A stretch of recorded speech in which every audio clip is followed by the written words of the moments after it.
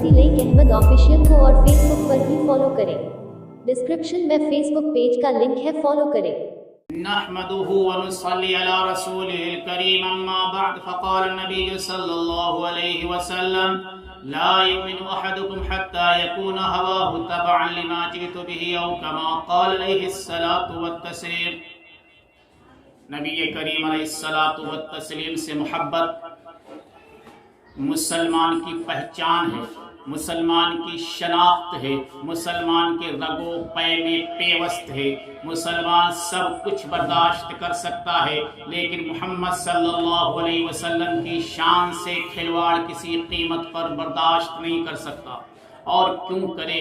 محمد عربی صلی اللہ علیہ وسلم کی ذات، محمد صلی اللہ علیہ وسلم کی شخصیت ہے ہی اتنی پیاری۔ وہ اسباب محبت جو علماء نے نقل کیے ہیں، حکماء نے بیان کیے ہیں، ان اسباب محبت میں اگر آپ غور کریں، سب کے سب محمد عربی صلی اللہ علیہ وسلم میں مکمل طور پر پائے جاتے ہیں۔ اگر جمال کو وجہ محبت مانا جائے، اگر جمال کو سبب محبت مانا جائے تو محمد صلی اللہ علیہ وسلم انتہائی حسین و جمیل تھے۔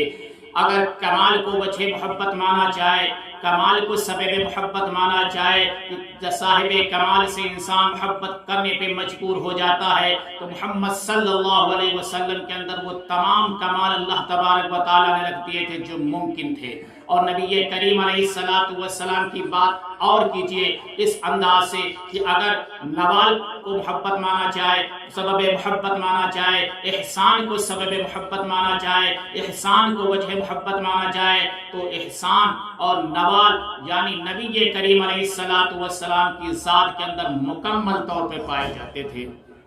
نبی کریم علیہ السلام کے حسن و جمال کی ہلکی سی جھلک ایک صاحب فرماتے ہیں، دلائل النبوہ میں نقل ہے کہ میں ابو طالب کے پاس پہنچا، ابو طالب سے میں نے عرض کیا، ابو طالب قحط سالی کا دور ہے، لوگ بھوکمری کا شکار ہیں، انسان بھی بھوکے مر رہے ہیں، جانور بھی بھوکے مر رہے ہیں، انسان بھی پیاسے مر رہے ہیں، جانور بھی پیاسے مر رہے ہیں۔ اگر اسی طرح سے معاملہ رہا تو کوئی باقی نہیں رہے گا، نہ کوئی جانور باقی رہے گا، نہ کوئی انسان باقی رہے گا، اٹھو اور کوئی انتظام کرو۔ ابو طالب نے میری بات سنی، کوئی جواب نہ دیا، اٹھے اور اپنے گھر گئے۔ 2-4 لمحوں کے بعد میں، 2-4 منٹوں کے بعد میں ایک معصوم سا بچہ، ایک پیارا سا بچہ گھر سے لے کے نکلتے ہیں اور اس بچے کو لے کر باہر آتے ہیں۔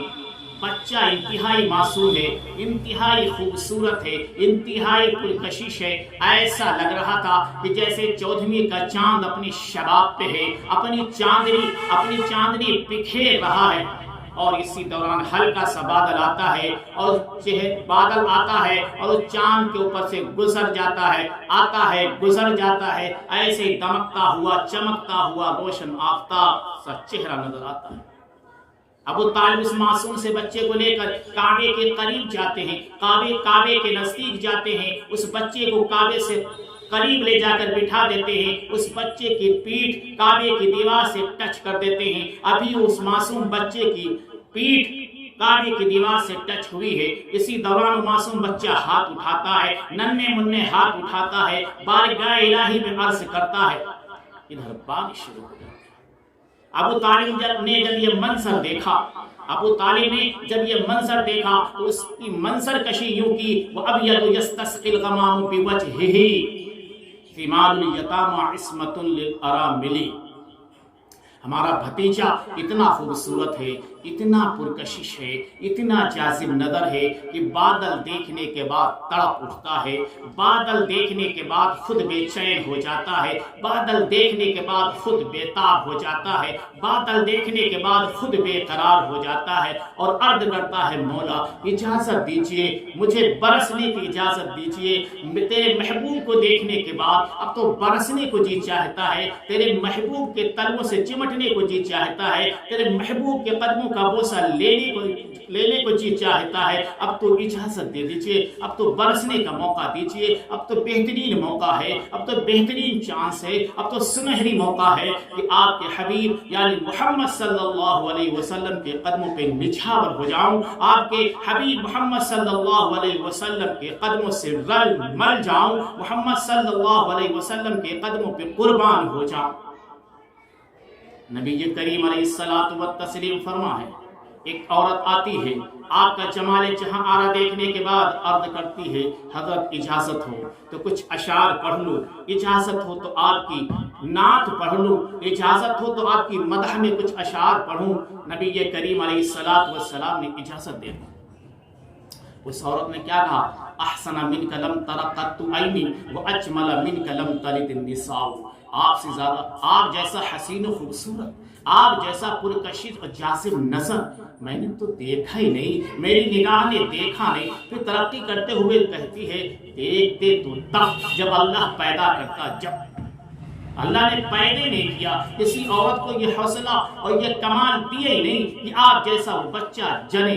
پھر آگے ترقی کرتے ہوئے وہ عورت کہتی ہے حسنت طرفا وشرفت قدرا کأنک قد خلقت کما تشاء، آپ تو اتنے عظیم ہیں کہ آپ نے نگاہوں کو بھی عظمت بخشی ہے، آپ نے نظروں کو بھی عظمت بخشی ہے۔ نبی کریم علیہ الصلوۃ والسلام کا خود ارشاد گرامی ہے کہ جس شخص نے محبت سے، جس شخص نے عقیدت سے مجھے دیکھ لیا، جس شخص نے پیار سے مجھے دیکھ لیا، اسے جہنم کی آگ چھو نہیں سکتی۔ آپ نے ترقی کرتے ہوئے مزید فرمایا کہ جو شخص مجھے تو دیکھنے کے بعد جہنم کی آگ اسے چھو نہیں سکتی، لیکن جو شخص میرے صحابہ کو محبت سے، عقیدت سے، پیار سے دیکھے گا، اسے بھی جہنم کی آگ نہیں چھو۔ آگے فرمایا نبی کریم علیہ الصلوۃ والسلام کی عاشقہ نے، نبی کریم علیہ الصلوۃ والسلام کی شاعرہ نے، وشرفت قدرا، آپ نے تو مرتبے کا مرتبہ بلند کر دیا۔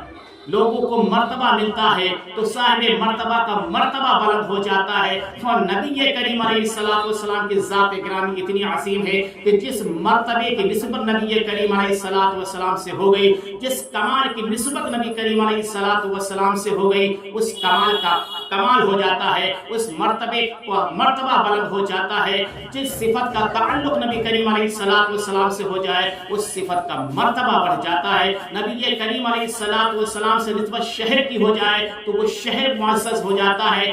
آپ کا جس شہر سے تعلق ہو جائے اس شہر کا مقام بلند ہو جاتا ہے، جس گھر سے ہو جائے اس گھر کا مقام بلند ہو جاتا ہے۔ آپ سے جس شخص کا تعلق ہو جائے اس شخص کی نسبت بلند ہو جاتی ہے۔ نبی کریم علیہ الصلوۃ والسلام کو اللہ تبارک و تعالیٰ نے وہ مقام عنایت فرمایا تھا۔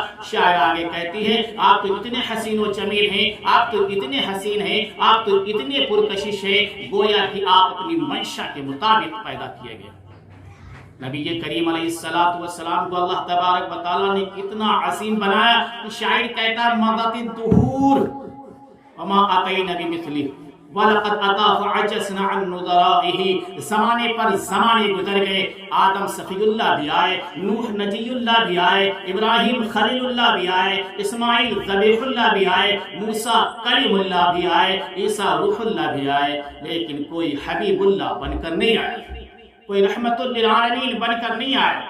چمکتے رہے، دمکتے رہے ستاروں کی طرح، چاند تاروں کی طرح، لیکن جب محمد عربی صلی اللہ علیہ وسلم آئے تو وہ آفتاب بن کر آئے، اور جب آفتاب بنے تو نہ چاند کی ضرورت رہی نہ ستاروں کی ضرورت رہی۔ جب آپ پیدا ہو گئے تو آپ کے پیدا ہونے کے بعد شاعرانہ انداز میں یوں کہا جا سکتا ہے کہ اللہ تبارک و تعالیٰ نے وہ سانچہ ہی توڑ دیا جس سانچے سے نبی کریم علیہ الصلوۃ والتسلیم کو بنایا۔ جابر بن عبداللہ رضی اللہ تعالیٰ عنہ فرماتے ہیں کہ ایک مرتبہ میں نبی کریم علیہ الصلوۃ والسلام کی خدمت میں حاضر ہوا۔ نبی کریم علیہ الصلوۃ والسلام مسجد نبوی کے صحن میں تشریف فرما ہے۔ میں نبی کریم علیہ الصلوۃ والسلام کو دیکھ رہا ہوں، کبھی 14ویں کے چاند کو دیکھ رہا ہوں، کبھی آپ کی طرف دیکھ رہا ہوں۔ آخر کار میرے دل نے فیصلہ کیا کہ وہ چاند تو داغدار ہے، مدینے والا چاند بے داغ ہے، یہ ہمارا چاند بہت حسین و جمیل ہے، ہمارا چاند بہت پرکشش اور جاذب نظر ہے۔ ابو ہریرہ رضی اللہ تعالیٰ عنہ فرماتے ہیں کہ نبی کریم علیہ الصلوۃ والتسلیم بیٹھے ہوتے تھے. نبی کریم علیہ السلام کے سامنے اگر قریب میں کوئی دیوار نظر آتی تھی، آپ کے مسکرانے سے، آپ کے دانتوں کے درمیان سے ایک چمک سے نکلتی تھی جو سامنے دیوار پہ صاف محسوس ہوتی تھی. نبی کریم علیہ السلام کی خوبصورتی کا یہ بھی حصہ تھا کہ جس گلی سے آپ گزر جاتے تھے بعد میں گزرنے والے محسوس کر لیتے تھے ادھر سے کالی کملی والا گیا ہے، اس لیے کہ آپ کے پسینے میں اللہ تبارک و تعالیٰ نے مشک جیسے خوشبو رکھی تھی. آپ جس گلی سے گزرتے تھے، یا اسی طرح سے روایت میں آتا ہے کہ جس بچے کے سر پہ آپ ہاتھ رکھ دیتے تھے لوگ سمجھ جاتے تھے یہ محمد عربی صلی اللہ علیہ وسلم سے مل کے آیا ہے. سیدہ عائشہ صدیقہ رضی اللہ تعالیٰ عنہ فرماتی ہیں ایک دن میں کمرے میں تھی، ہاتھ سے سوئی گر جاتی ہے، میں نے سوئی بہت تلاش کی، رات کا وقت ہے، اندھیرا ہے، سوئی نظر نہیں آ رہی. اتنی دیر میں نبی کریم علیہ السلام تشریف لائے. نبی کریم علیہ السلام کے جمال جہاں آرا کی چمک سے، خوبصورتی سے ہمیں سوئی نظر آ گئی. تو میں نے یہ بات نبی کریم علیہ السلام سے عرض کی، حضرت آپ کے آنے سے پہلے میری سوئی کھو گئی تھی، میں اسے تلاش کر رہی تھی لیکن تلاش کرنے میں کامیاب نہ ہوئی. آپ کے جمال جہاں آرا کی چمک سے میں نے وہ سوئی پالی. حضرت عائشہ صدیقہ رضی اللہ تعالیٰ عنہ فرماتی ہیں نبی کریم علیہ السلام نے کہا حمیرہ افسوس تو ان لوگوں کے لیے ہے جو میری زیارت سے محروم ہے. ایسے ہی واقعے کو مد نظر رکھتے ہوئے عائشہ صدیقہ رضی اللہ تعالیٰ عنہ نے فرمایا لنا شمس وللآفاق شمس والشمس خیر من شمس السماء. زمانے والوں کا سورج اور ہے، ہمارا سورج اور ہے، ہمارا سورج زمانے کے سورج سے بہتر ہے. کیوں؟ وشمسی خیر من شمس السماء، زمانے والوں کے سورج سے ہمارا سورج بہتر ہے. فإن الشمس تطلع بعد الفجر، لوگوں کا سورج نکلتا ہے، زمانے کا سورج نکلتا ہے فجر کے بعد میں. والشمس طالع بعد العشاء، اور ہمارا سورج عشاء کے بعد نکلتا ہے. سبحان اللہ وبحمدہ سبحان اللہ.